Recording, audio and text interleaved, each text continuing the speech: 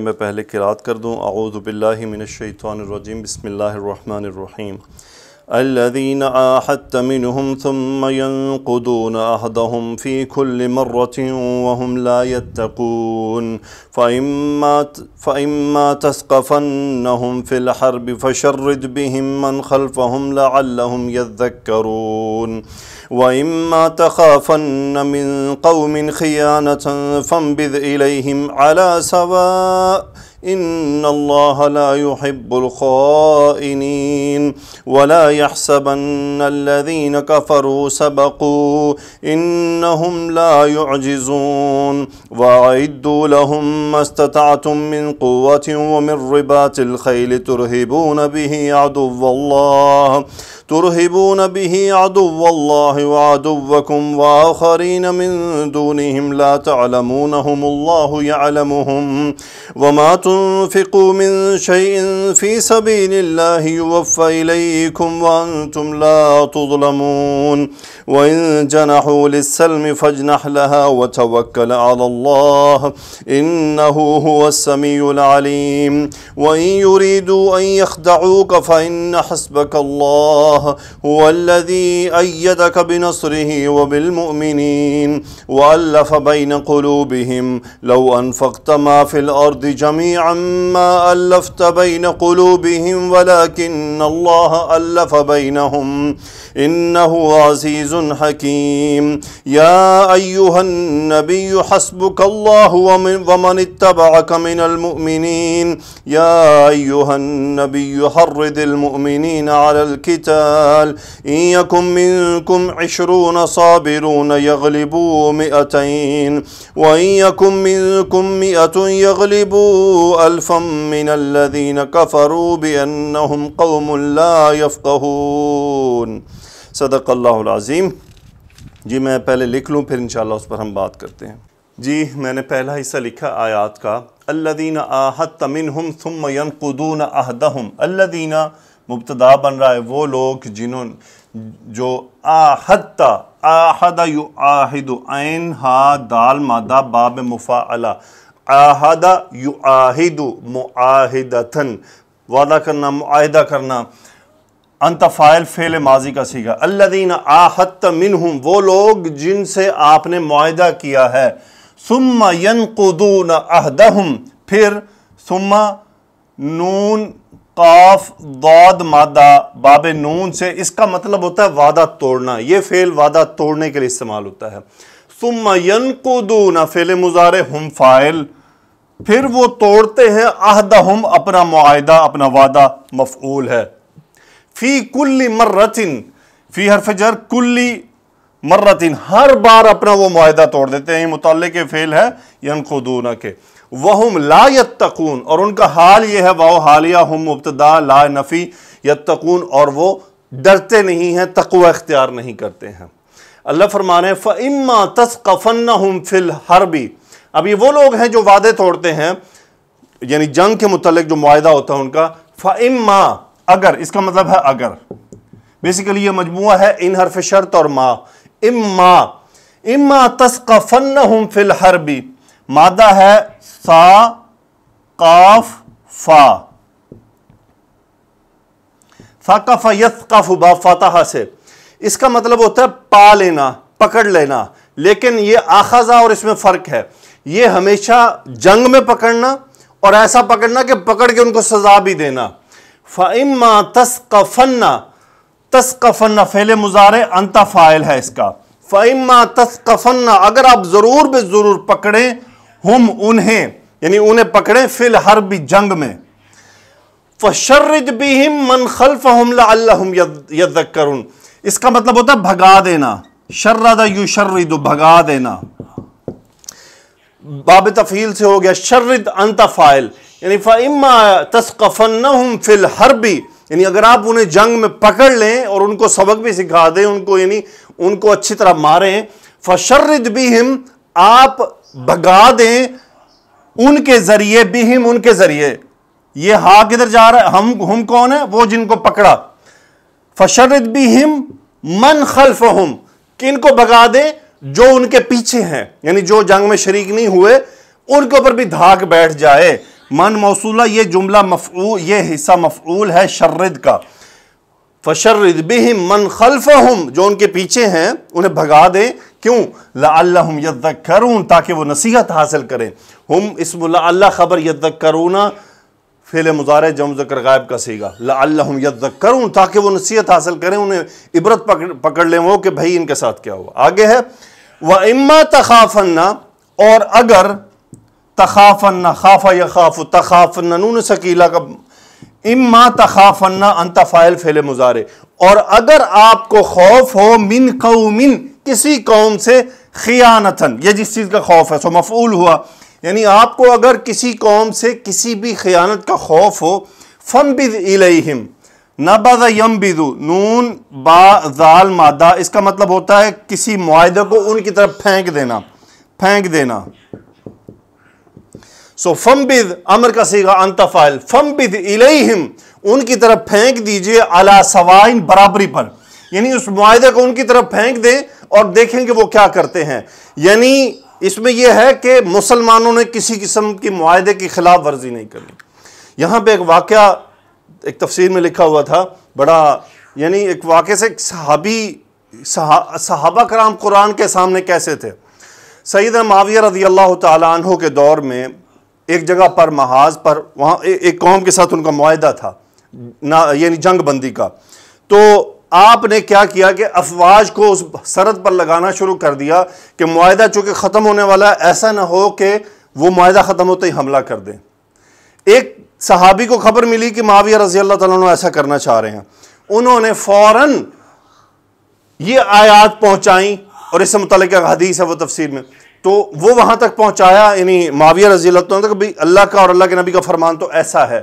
انہوں نے فوراً وہاں سے فوجیں واپس ہٹا لیں. یہ تھی صحابہ کی اطاعت قرآن کے سامنے، کہ جب ان کے سامنے قرآن کی آیت پیش کر دی جاتی تھی، نبی کریم صلی اللہ علیہ وسلم کا فرمان پیش کر دیا جاتا تھا، وہ پیچھے ہٹ جاتے تھے. یہ فرق ہے صحابہ میں اور ہم میں، کہ ہمارے سامنے قرآن کی آیات احادیث پیش کی جاتی ہیں، ہم ہاں تو کر دیتے ہیں لیکن عمل میں نہیں لاتے. اور وہ ایسے تھے کہ وہ صحابہ کیسے تھے؟ حدیث اور قرآن کے سامنے ہٹ جانے والے تھے. آگے ہے ان اللہ لا يحب الخائنین، یہاں پہ لا ہے، دیکھیں کتنی بڑی غلطی، اگر یہ ہم یہاں پر مس کر دیں کتنی بڑی غلطی ہے. ان اللہ لا يحب الخائنین، اسم ان، اللہ خبر، لا يحب الخائنین، لا نفی کا، احب يحب باب افعال، خائنین مفعول يحب، اللہ تعالیٰ خیانت کرنے والوں کو پسند نہیں کرتا. یہ پچھلی بات کی طرف اشارہ ہے کہ جب معاہدہ ہے تو فَانبِذْ إِلَيْهِمْ، اس معاہدے کو ان کی طرف پھینک دیں.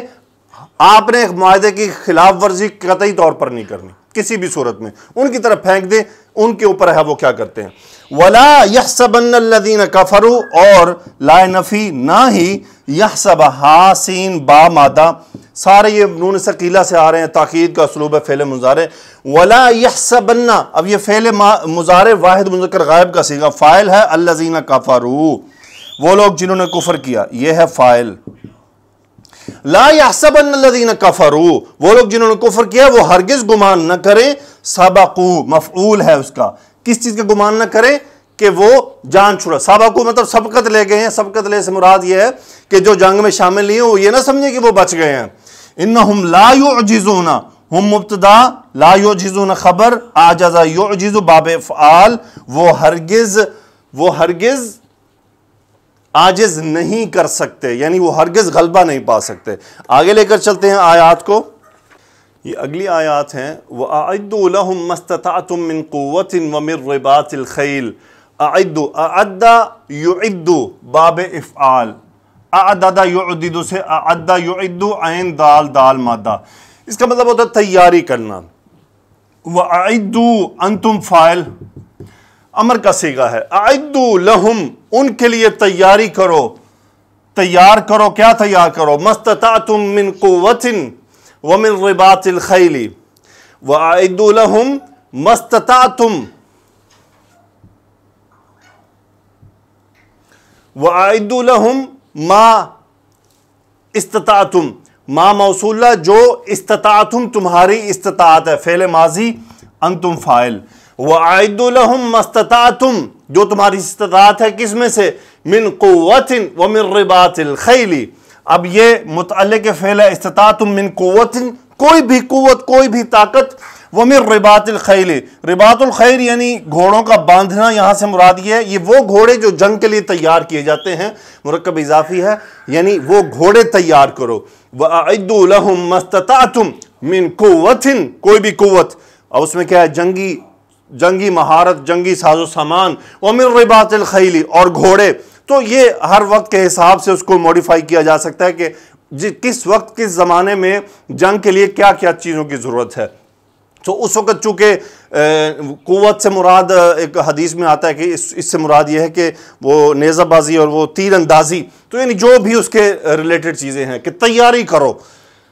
ترہبون بہ عدو اللہ وعدوکم وآخرین من دونہم، کرنا کیا ہے اس کے ذریعے، یعنی ان چیزوں کا مقصد کیا ہے، ایک تو جنگ کی تیاری ہے، دوسرا ایک اور ہے ترہبون، را ہا با مادہ باب افعال، ارہبا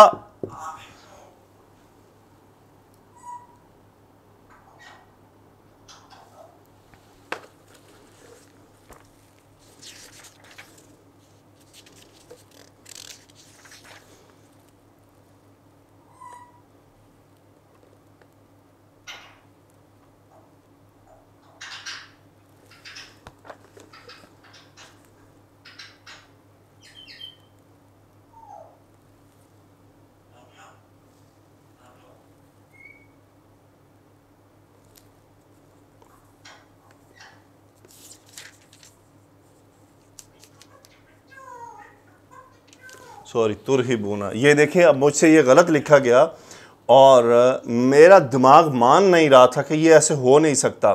یہ ہوتا ہے بعض عربی کا فائدہ کہ یہ ترہبون ہے، یہ اور بن ہی نہیں رہا، تو میں بھی پریشان کہ یہ کیا ہے۔ پھر قرآن مجید میں دیکھا، اچھا وہاں پہ بھی میں نظر نہیں گئی، پھر دوبارہ غور سے دیکھا تو پتہ چل گیا ترہبون، ارہب یرہب، اس کا مطلب ہوتا ہے خوفزدہ کسی کرنا، کسی پر دہشت ڈالنا، کسی پر رعب ڈالنا۔ سو یہ حال ہے وَأَعِدُّوا لَهُمْ مَا اسْتَطَعْتُم مِّن قُوَّةٍ وَمِن رِبَاطِ الْخَيْلِ، وہ جو اس میں انتم ہے یہ ان کا حال ہے کہ یہ کیا ہے، ترہبون، تم روب ڈالتے ہو، بھی اس کے ذریعے، کس کے ذریعے، یہ جو کچھ تم نے تیار کیا ہے اس سب کے ذریعے تم روب ڈالتے ہو، کس پر، عدو اللہ، سو یہ مفعول ہے ترہبون کا، عدو اللہ، اللہ کے دشمن پر، وعدوکم، اور تم سب کے دشمن پر، وآخرین من دونہم، اور ان سب کے علاوہ جو دوسرے ہیں، آخرون کا یہ نسب ہے، تو یعنی کتنے مفعول ہو گئے، 1 2 3 مفعول ہو گئے، ترہبون کا، من دونہم متعلق فعل۔ آگے اللہ فرمانا ہے لا تعلمونہم، علم یعلم جاننا، لا تعلمون فعل مضارع، انتم فاعل ہم مفعول، تم انہیں نہیں جانتے، اللہ یعلمہم، اللہ انہیں خوب جانتا ہے، اللہ مبتدا یعلمہم خبر، اور یعلم فعل مضارع، ہم مفعول یعلم کا۔ آگے اللہ فرما رہے ہیں کہ یہ جو تم جہاد کی تیاری کرو گے، قتال کی تیاری کرو گے، وہ ہے کیا، ما موصولہ، اب یہ شرطیہ بن رہا ہے، ما تنفقو، انفق ینفقو، تو تنفقون میں سے نون ڈراپ ہو گیا، شرط بننے کی وجہ سے یہ مجزوم ہو گیا، انتم فعل مضارع فاعل اس کا، وما تنفقو، تم خرچ کرتے ہو، من شیئن، کچھ بھی، فی سبیل اللہ، اللہ کی راہ میں، تم اللہ کی راہ میں جو کچھ بھی خرچ کرتے ہو، یہ جواب دیا جا رہا ہے، یوفا الیکم وانتم لا تظلمون، وفا یوفی، پورا پورا دینا، یوفا یا ڈراپ ہوا مجزوم ہونے کی وجہ سے، جواب شرط ہے یہ جواب ہے، یوفا فعل مضارع مجہول واحد مذکر غائب کا صیغہ ہے، یوفا وہ پورا پورا دیا جائے گا، الیکم تم سب کی طرف، وانتم لا تظلمون، اور تمہارا حال یہ ہوگا، یہ جملہ حالیہ ہے، انتم مبتدا، لا تظلمون، تظلمون فعل مضارع مجہول، انتم اس کا نائب الفاعل، اور تم پر ظلم ہرگز نہیں کیا جائے گا۔ اللہ کی راہ میں جو کچھ خرچ کرتے ہو وہ اللہ تمہیں پورا پورا واپس دے گا۔ تو بھائی اللہ کی راہ میں خرچ کرنے میں گھبرایا نہ کریں۔ ہم اصل میں جب ہم سے مسجد یا مدارس یا دین کی خدمت کے لیے پیسہ مانگا جاتا ہے یا ہم سے کوئی سوال کرتا ہے تو ہمارے ذہن میں فوراً نیگیٹو باتیں زیادہ آتی ہیں آج کل کے دور کے حوالے سے۔ بی پازیٹیو، یوفا الیکم وانتم لا تظلمون۔ اللہ کیا فرما رہے ہیں، وما تنفقوا من شیء فی سبیل اللہ، من نکرہ کر دیا، شیء یعنی کچھ بھی، ایک دھیلا بھی یا کروڑوں بھی، وما تنفقوا من شیء فی سبیل اللہ، یوفی الیکم، پورا پورا دیا جائے گا تم سب کو، وانتم لا تظلمون، تم پر کوئی ظلم نہیں کیا جائے گا۔ تو اللہ کی راہ میں آپ اچھی نیت سے، اخلاص سے 1 روپیہ بھی دیں گے تو بہت ہے، اور اگر اخلاص نہیں ہے تو کروڑوں دے دے، کوئی فرق نہیں پڑنے والا۔ لیکن یہ بات یاد رہے، یوفی الیکم وانتم لا تظلمون، اللہ سبحانہ و تعالیٰ پورا پورا آپ کو وہ لوٹائے گا، بلکہ اللہ کے ساتھ تجارت کریں، نفع کے ساتھ ملے گا۔ آگے ہے وَإِن جَنَحُوا لِلسَّلْمِ، لِلسِّلْمِ ہے لِلسَّلْمِ،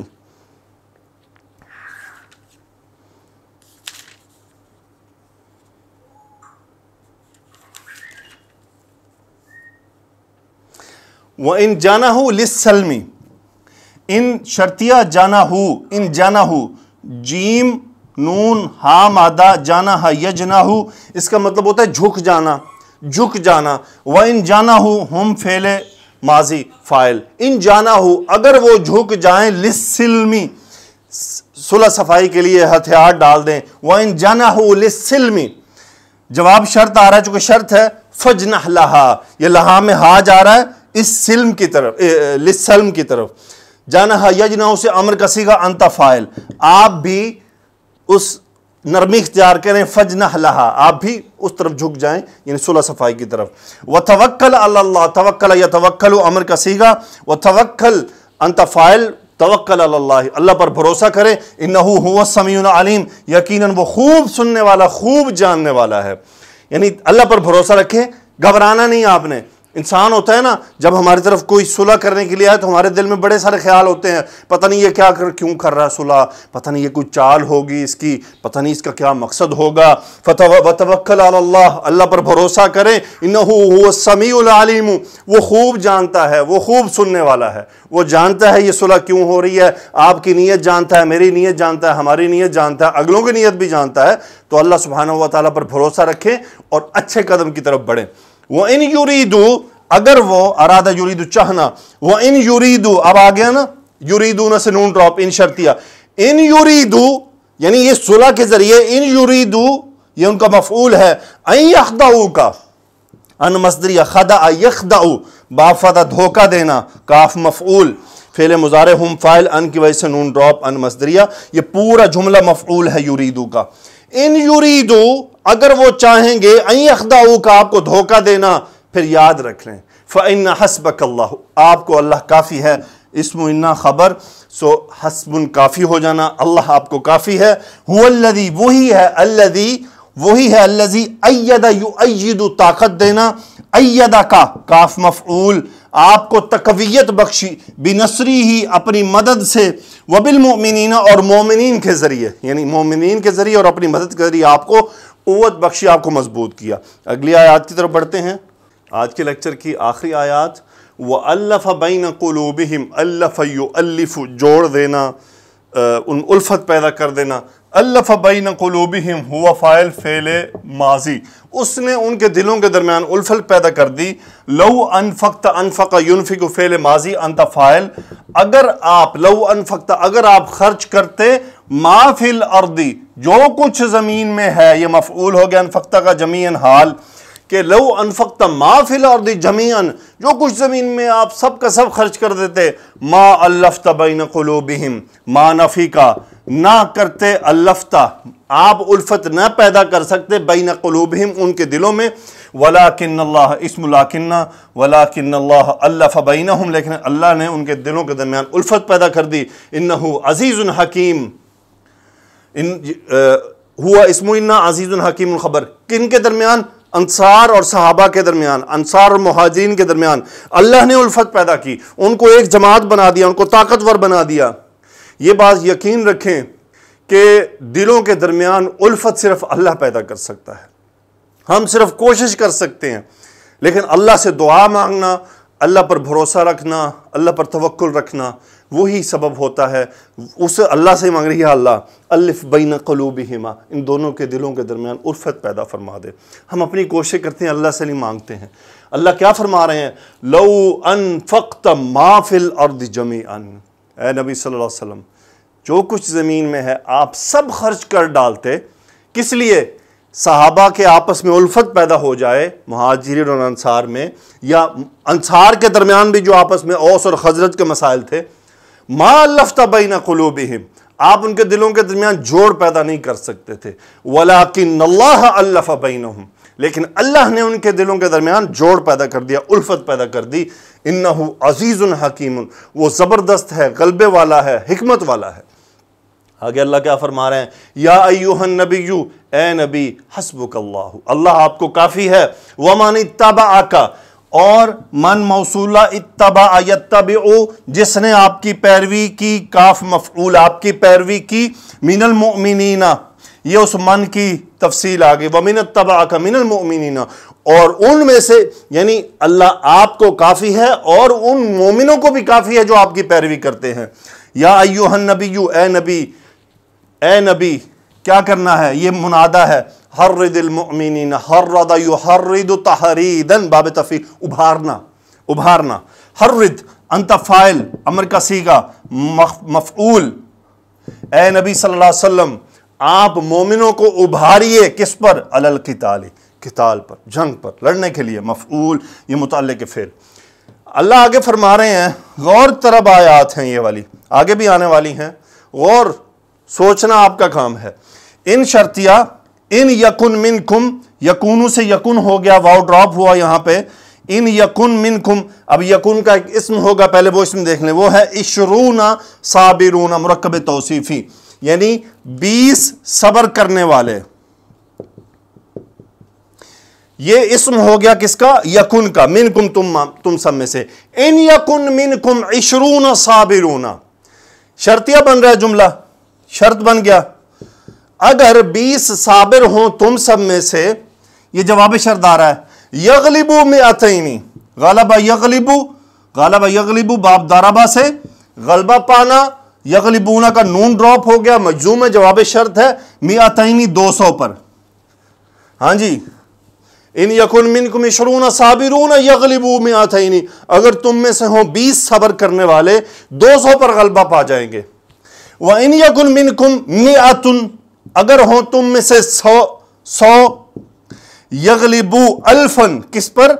1000 پر غلبہ پا جائیں گے، کن پر؟ من الذین کفروا، یغلبو الفن من الذین کفروا، ان لوگوں پر جنہوں نے کفر کیا۔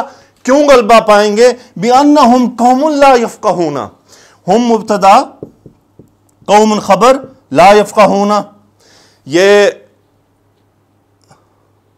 انہم قوم، یہ اس کی صفت ہو گئی، انہم قوم، وہ ایک ایسی قوم ہے، لا یفقہون، جن کو سمجھ نہیں ہے، جو سمجھ نہیں رکھتے۔ ہاں جی، آج کے دور میں یہ ابھی 20 بھی نہیں ملے ہمیں، آج کے دور میں ابھی ہمیں 100 بھی نہیں ملے، آگے بھی تعداد آنے والی ہے اگلی آیات میں۔ کیا مسئلہ ہے یہ؟ ایسا کیوں ہے؟ 20 صبر کرنے والے مسلمان نہیں ہیں، یا 100 نہیں ہیں، اگلی آیات میں آنے والے 1000 نہیں ہیں۔ پاکستان کی ماشاءاللہ فوج کی تعداد کم ہوئے 6 لاکھ ہے، اس طرح، اور انڈونیشیا بہت بڑا ملک ہے، ترکی بہت بڑا ملک ہے، یہ بڑے ملک، شام بہت بڑا ملک ہے، جن کی فوجوں کی تعداد بہت زیادہ ہے۔ یعنی مسلم میں ملائیشیا ہے، انڈونیشیا ہے، ترکی ہے، پاکستان ہے، یہ مسلم ممالک میں سے جن کی فوج کی تعداد بہت زیادہ ہے۔ اس کے بعد سعودی عربیہ ہے، پھر باقی چھوٹے چھوٹے ملا کے، اور کیا ابھی اتنے بھی نہیں نکلے ان میں سے۔ حرد المؤمنین علی القتال، مسلمان روئے جا رہے ہیں، پیٹے جا رہے ہیں، ظلم ہو رہا ہے، 20 مسلمان صبر کرنے والے نہیں ہیں۔ ایسا کیوں ہوا؟ ہم تقسیم ہو چکے ہیں، ہم مسلمان نہیں ہیں، ہم قومیں ہیں، ہم گروہ ہیں، ہم جماعت ہیں، ہم پاکستانی ہیں، یا ہم سعودی ہیں، یا ہم ملیشین ہیں، یا ہم انڈونیشین ہیں، یا ہم ترکی ہیں۔ یہ جو آج کل ارطغرل کا شور ہے، اس پورے ڈرامے میں قومیت پرستی دکھائی ہے۔ یہ تو انہوں نے ایک ڈھونگ رچایا ہے، جو اس کا آؤٹ پٹ ہے۔ آخر پہ جا کے ان کی نیت کیا ہو مجھے نہیں معلوم، اللہ عالم بالصواب، مر گئے چلے گئے وہ آگے، لیکن بنیادی طور پہ وہ ترکزم ان کی ابتدا تھی۔ میں نے تھوڑا سا دیکھا تھا، پھر اللہ نے مجھے بچا لیا اس سے۔ ترکزم ان کی ترکی، یہ ہم ترکی ہیں، ہم ترکی ہیں، ہم ترک ہیں، ہم ترک ہیں، قومیت بھری ہوئی یار کسی میں۔ ترک کے قوم سے، وہ بھی قومیت کی بنیاد پر سب کچھ کر رہے ہیں۔ عرب ہیں وہ بھی قومیت کی بنیاد پر، ہم پاکستانی ہیں ہم پاکستانیت کی بنیاد پر، اسلام کسی کے پاس نہیں ہے۔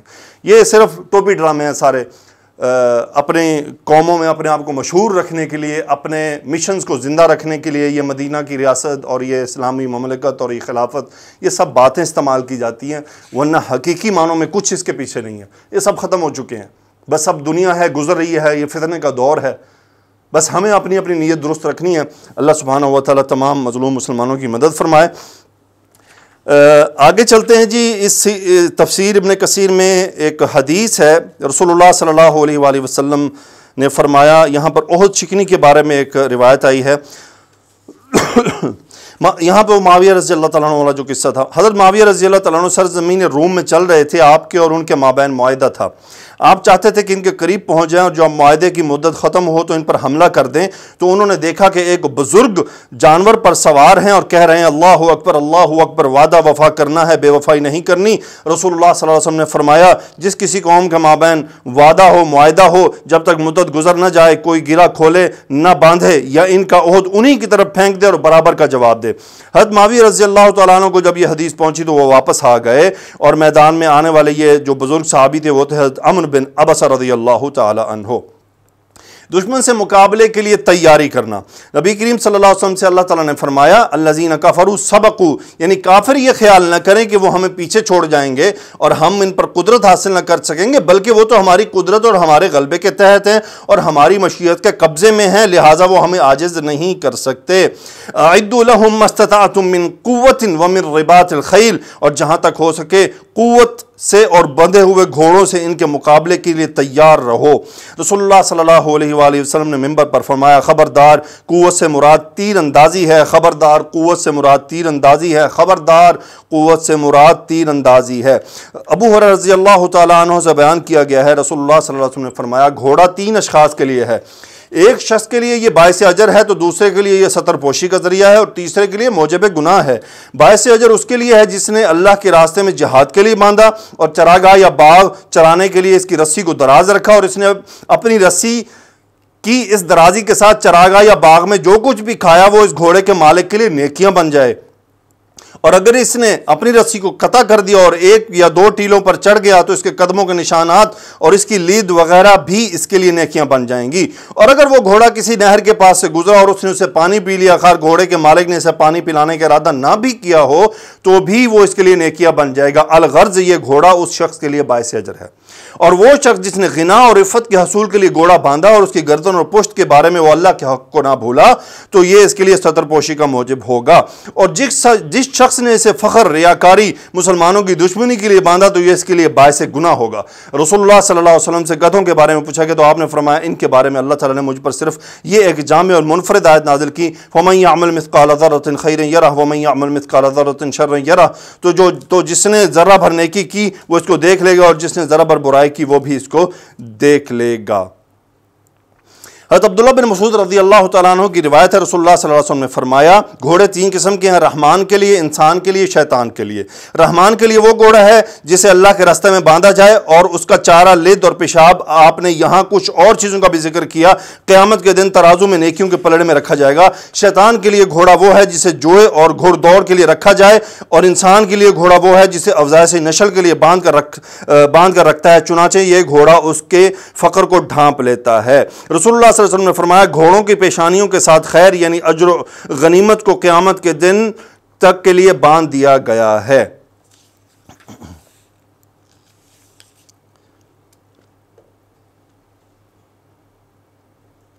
یہاں پر جو آیت ہم نے پڑھی تھی مومنوں کو دلوں میں الفت پیدا کرنے کی نعمت کی یاد دہانی، اللہ سبحانہ و تعالیٰ نے اپنے نبی کو یہ احسان یاد دلاتے ہوئے کہ اس نے مہاجرین اور مومنوں کے درمیان تقویت بخشی اور فرمایا هو الذی ایدک بنصرہ وبالمؤمنین والف بین قلوبہم، وہی تو ہے جس نے آپ کی مدد کی، مسلمانوں کی جمعیت کے ذریعے کسے تقویت بخشی اور اس نے مومنوں کے دلوں میں الفت پیدا کر دی، ان کے دلوں کو آپ کے ساتھ ایمان لانے، آپ کے اطاعت بجا لانے اور آپ کی نصرت و اعانت پر جمع کر دیا۔ لو انفقت ما فی الارض جميعا ما الفت أَلَّفْتَ بَيْنَ قُلُوبِهِمْ، اگر آپ دنیا بھر کی دولت خرچ کر دیتے تب بھی ان کے دلوں میں الفت پیدا نہ کر سکتے، کیونکہ وہ شدید باہمی عداوت اور بغض میں مبتلا تھے۔ زمانہ جاہلیت میں انصار، اوس اور خزرج کے قبائل میں بہت سی جنگیں ہوئیں اور کئی ایسے امور وقوع پذیر ہوئے جن کی وجہ سے ان میں مسلسل خرابی چلتی آ رہی تھی۔ رسول اللہ صلی اللہ علیہ وآلہ وسلم نے غزوہ حنین کی غنیمتوں کے سلسلے میں خطاب کرتے ہوئے انصار سے فرمایا، اے گروہ انصار، کیا میں نے تمہیں گم کردہ راہ نہیں پایا تھا اور اللہ تعالیٰ نے تمہیں میری وجہ سے ہدایت بخشی، اور تم اختلاف و انتشار میں مبتلا تھے، میری وجہ سے اللہ تعالیٰ نے تمہیں متفق و متحد کر دیا، اور تم فقیر تھے تو میری وجہ سے اللہ تعالیٰ نے تمہیں دولت مند کر دیا۔ آپ اس سلسلے میں جب بھی کوئی بات فرماتے تو انصار جواب میں کہتے ہیں اللہ اور اس کا رسول ہی زیادہ احسان فرمانے والے ہیں، اس لیے اللہ نے فرمایا وَلَكِنَّ اللَّهَ أَلَّفَ بَيْنَهُمْ إِنَّهُ عَزِيزٌ حَكِيمٌ، اور لیکن اللہ نے ان کے دلوں میں الفت ڈال دی، بے شک وہ زبردست حکمت والا ہے۔ جہاد کی ترغیب اور فتح کی بشارت۔ اللہ تعالیٰ نے اپنے نبی صلی اللہ علیہ وسلم اور ایمان اپنے مومن بندوں کو جہاد، دشمنوں کے مقابلے اور مخالفین کو مبارزت کی دعوت دی ہے، اور فرمایا ہے کہ دشمن کے مقابلے میں وہ ان کا حامی و ناصر اور مددگار ہے۔ یا ایھا النبی حرض المؤمنین علی القتال، اے نبی مومنوں کو، مسلمانوں کو جہاد پر ابھاریں۔ رسول اللہ صلی اللہ علیہ وسلم مسلمانوں کو دشمن کے سامنے صف آرا ہوتے وقت جہاد کی ترغیب دیا کرتے تھے، جیسا کہ آپ نے بدر کے دن صحابہ کرام کو اس وقت ترغیب دیتے ہوئے فرمایا جب مشرک اپنی کثیر تعداد اور ساز و سامان کی کثرت کے ساتھ مدینے پر حملہ آور ہوئے۔ آپ صلی اللہ علیہ وسلم نے فرمایا اس جنت کے لیے اٹھو جس کا عرض آسمان اور زمین کے برابر ہے۔